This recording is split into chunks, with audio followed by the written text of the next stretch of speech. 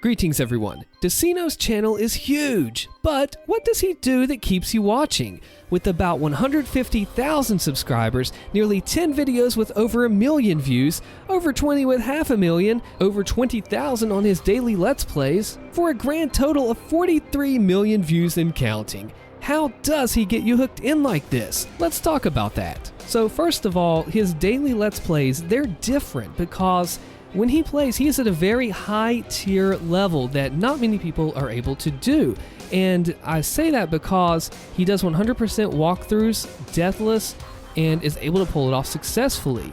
It is done in a chill manner because nowadays a lot of YouTube is just very loud, what's up guys type of shouting, and not everybody wants to see that, especially if you're a little bit older like I am, I'm in my 30s. That's not really your thing, even though I do tend to go a little crazy sometimes myself. I mean, if you're a fan of like BigMacDavis or any of like DOOMKid or any of those original old school Doomers, then Decino probably works for you. Now, there are times when he's played Sunlust that he has definitely lost it a little bit there, and I think that because he's got that chill demeanor, it means something even greater when he does get hyped up over a level like that. Yes. Oh my god. Look at that kill count. Look at the secrets. Yes.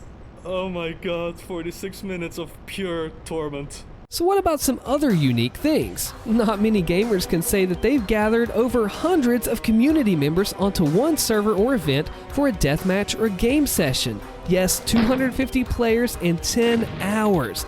To be able to bring together enough people, on top of orchestrate the logistics behind the server, event management, all while leading and playing.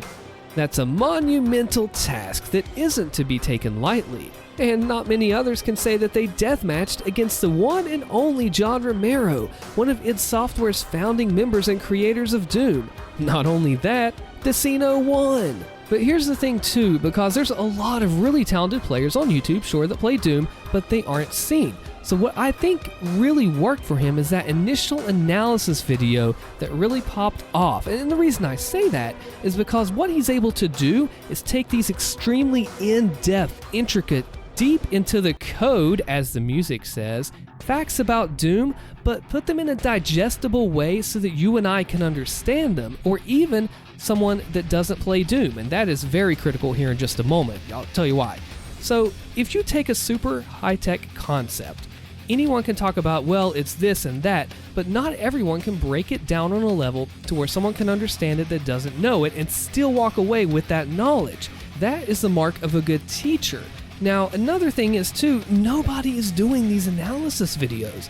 Like, nobody has done that, so he jumped on that, and it's something that he wanted to do and that he really has a passion about, you can tell, and nobody was doing it. He was the first of his kind, more or less, to bring this to the table. He's got the bright yellow thumbnails that really show you that, hey, this is a Decino video when you're scrolling by. Because think about this, when you're scrolling by on your YouTube recommended feed, how often do you spend looking at any particular random thumbnail? Well, it's usually just seconds. So his yellow pops out at you and says, oh, it's a new analysis video. I want to go watch this. Now, an important thing I talked about earlier is that these videos are framed in a way that even a non-Doom player can take it and find interest in it. Maybe they just like video game development in general, and they want to see how the greatest first-person shooter of all time, nearly 30 years old, which still holds up today with an active community and game, how it works under the hood. And his graphics and his editing, they're all very nice, and that's the thing. See, whenever I talk about YouTubers on this channel, I like to find small, find large. It doesn't matter because good videos are good videos, and being able to relate them in such a way really stands out. It does something different. And when he grew from these analysis videos, people said, hey, I like this guy. I like what he's able to bring. This is interesting stuff that I want to watch.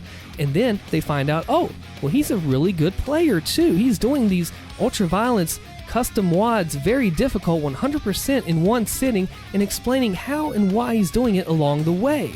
Another person that I'll relate to that is BigMacDavis. He does it a little bit differently. See, Decino and BMD, they are similar but different. Decino's is more from the challenge run perspective, giving you that raw feeling and emotion at the time, whereas BigMacDavis is more of, let me teach you how to do this in a slower, more methodical manner. And they both excel at their craft and what they do because they're extremely talented with it. And they also find this and they enjoy it. You can tell that they like what they do, honestly, because you wouldn't be able to do something for years and years if you don't love it, right? So you find that they love what they do, they stick with it over the months, they found what worked, and when you can find something that you love to do that other people like watching you as well, what more can you ask for? Like me with this Doom channel, it's been going on for about 4 years now. I like what I do, and I like that you like it too, so it's kind of looked at from that perspective.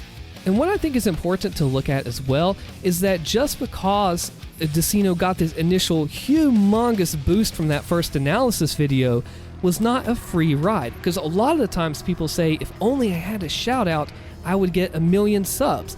But what matters is what you do after you get that shout out.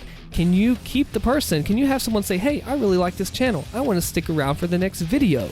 Or do they say, nah, maybe this is not for me, that's fine. And I think that's the mark of success whenever you have that large wave and you're able to hang on to just at least some of those people. And now you may be wondering like, well, I've never thought of it that way, and that's fine. You can do this naturally, organically. It doesn't have to be some kind of deep analysis or whatever. If you're doing what you enjoy and other people like it, flat out, that is working. Now, we also collaborated on the Ultimate DOOMTubers project, and that was in March of 2020. And what I find nice is that whenever you watch this analysis video, you're like, wow, this is something that I didn't even know that I needed. Like, I'm learning about how a door works in Doom Eternal, or how a barrel, or whatever thing it could be, the intermission screen. Those first two were just examples, but learning about something that you didn't know that you wanted to learn about. And it's so cool to be able to craft it in that way. So let's talk about those thumbnails. Remember, like I mentioned earlier, you typically just scroll past your feed, see nothing of it, and then the bright yellow thumbnails pop up. These are only on the analysis videos as opposed to the general Let's Play style. And it's often done in a certain way with the sprites, with some sort of, funny mention that you can tell from it. It's all done with his own style and what he likes to do. Because when you click that video, you're going to get what you came for. And that's an important thing too, because if he just made the bright yellow thumbnails, he said, hey, this is what I'm going to break down, and he didn't deliver on what he said, people would stop watching. They would say, hey, this is not what I came here for. This is different, this is lazy, but it's not. You can go, and this is a great thing here, he goes 2, sometimes 3 weeks without making an analysis video, and he does the other styles in between, which is awesome, because if you are a daily viewer of his channel, you have something to come back to each and every day, something you can put on the background and chill with and relax with, much like the BigMacDavis mentioned earlier, and then you can come to the analysis videos as like an extra present every 2 or 3 weeks. I just really like how that mixture is put into play, that even if you're not a daily viewer, you can still have plenty of videos to watch where he breaks down Doom, but if you are a daily viewer, you have a ton of stuff to see. But of course, none of this would work if he didn't know how to make good videos. Videos you click on and you're interested in, that you keep watching, and that you want to know more about the most random thing that you never knew that you wanted to know something about. If you can do that, then yes, you deserve that view and you deserve that watch, because it's super interesting and you really take something away from it. It truly is a Doom analysis video. And by the way, after we finish the first Doom challenge video, he suggested we do this slaughter map for part 2, and I don't think that one's going to happen, unfortunately. So what's your favorite Decino video? Let me know in the comments, and then check out the BigMacDavis analysis video I did here. I'm Allstin, thanks for watching.